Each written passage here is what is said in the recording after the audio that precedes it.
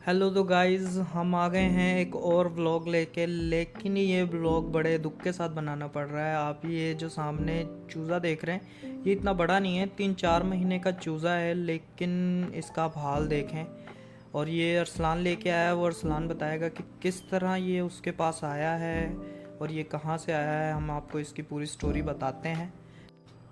तो ये हमारे पास आया था कल रात में, और रात में हमने इसको दाना दे के बंद कर दिया। पर सुबह जब हमने इसकी प्रॉपर कंडीशन देखी, हमें पता चला कि ये काफ़ी ज़्यादा वीक है।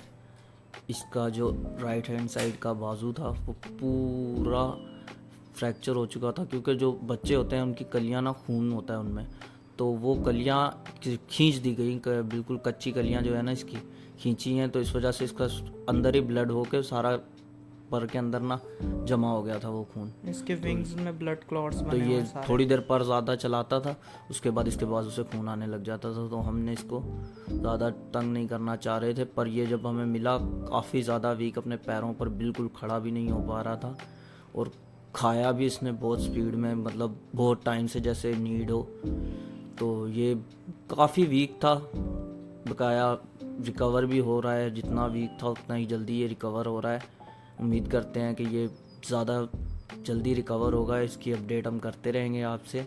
इसकी मेडिसिन वगैरह स्टार्ट कर रहे हैं हम लोग, और ये है कि इंशाल्लाह ये जल्दी रिकवर हो जाएगा। आप प्रे कीजिएगा इसके लिए।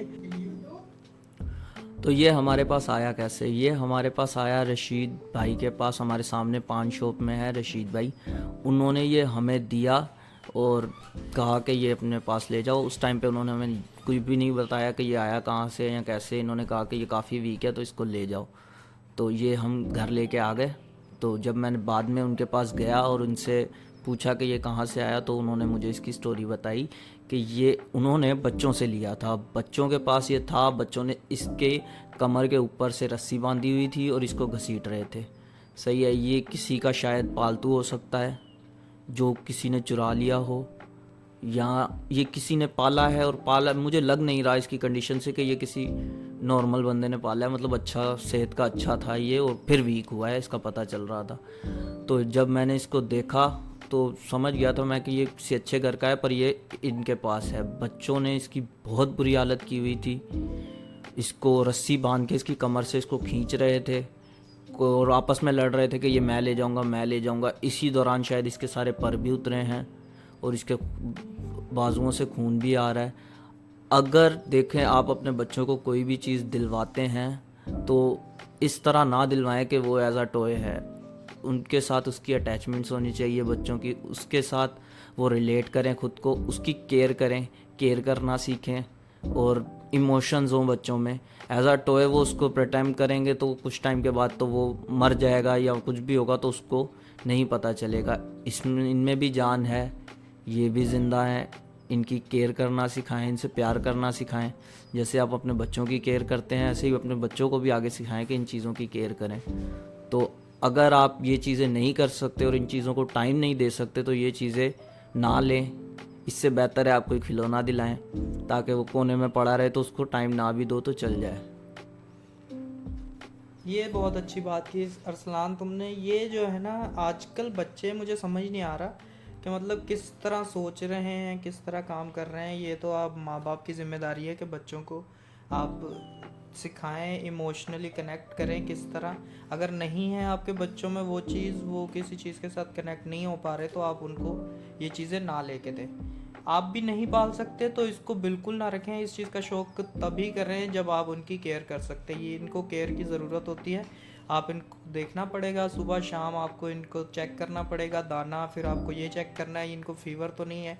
ये भी इंसान, मतलब जानदार चीज़ है ना, जानदार चीज़ है, तो आपको ये चीज़ें देखनी पड़ेंगी। तो और अगर आप ये चीज़ नहीं देख सकते तो मैं नहीं समझता आपको ये लेनी भी चाहिए। आपको इसकी बद्दुआ लगेगी। और इसके पीछे एक और बहुत एक अजीब सी स्टोरी, कि मतलब ये जब हमारे पास आया ना, तो इसकी इस तरह की हालत देख के पापा ने हमें बोला कि यार ये क्या लेके आ गए तुम लोग, ये पता नहीं क्या लोग क्या क्या उल्टे सीधे जादू करके ना इधर उधर फेंक दिया हो। तो हम लोग इस चीज़ पे बहुत हंस रहे थे। हमने बोला कुछ भी नहीं है, हम इस चीज़ से नहीं घबराते, खुदा हमारे साथ है, कोई ऐसी टेंशन नहीं है। सीन ये है कि ये इसकी जान बचनी ज़्यादा ज़रूरी है। जान इसकी जो है वो हमारे लिए ज़्यादा इम्पोर्टेंट है। क्या कहते हो अरसलान इस बारे में? हाँ, यही बात है, ये सारे पुराने मिथ्स हैं जिनको मानते हुए आजकल लोग ये करते हैं, जैसे किसी कचरा कुंडी पे मुर्गी को छोड़ देना या जादू करना और मुर्गी को कब्रिस्तान में छोड़ देना। पर ये सारी बातें मैटर नहीं करती। अगर अब वो वहाँ पे खुले माहौल में आज़ाद घूम रहा है फिर तो ठीक है, पर अब ऐसी जगह पे छोड़ दो जहाँ कोई उसको कुत्ता मार दे या कोई वो कर ले, कोई और चीज़ मार दे, तो ये चीज़ वेस्ट है। इससे बेहतर है आप वो गोश्त लेके किसी को दे दें, गोश्त वगैरह परचेज़ करें, किसी गरीब को दें, वो खा लेगा। ये एक बेहतर चीज़ है कि किसी चीज़ को ज़िंदा छोड़ देने से, क्योंकि ये सारे इंडिपेंडेंट नहीं होते, ये ज़्यादातर डिपेंडेंट रहते हैं पालने वालों पे, तो इनके लिए मुश्किल है कि बाहर नॉर्मली सरवाइव करना।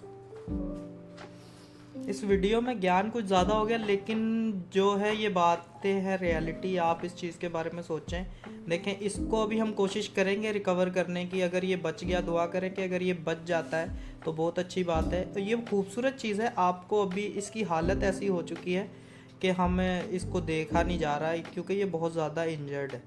तो आप इसको हम कोशिश करेंगे कि इसको रिकवर कर सकें, तो बहुत अच्छी बात है। अगर इसकी ज़िंदगी होगी तो ये रिकवर हो जाएगा। हम अपनी तरफ से पूरी कोशिश करेंगे। हम इसकी लास्ट में पिक्चर शेयर करेंगे कि इसकी क्या कंडीशन थी, और वक्तन फरवक्तन आपको अपडेट करते रहेंगे इसकी कंडीशन से भी। तो ओके गाइज, आज का व्लॉग यहीं ख़त्म करते हैं। बाकी मैं लास्ट में कुछ पिक्चर्स लगा दूंगा जो हम जब इसको ये मिला था तो तब की ये पिक्चर्स हैं। ये देख लीजिए पिक्चर्स, ये मैं पिक्चर्स लगा देता हूँ आपको। और कंटेंट पसंद आए तो सब्सक्राइब करें, लाइक करें और दोस्तों में भी शेयर करें।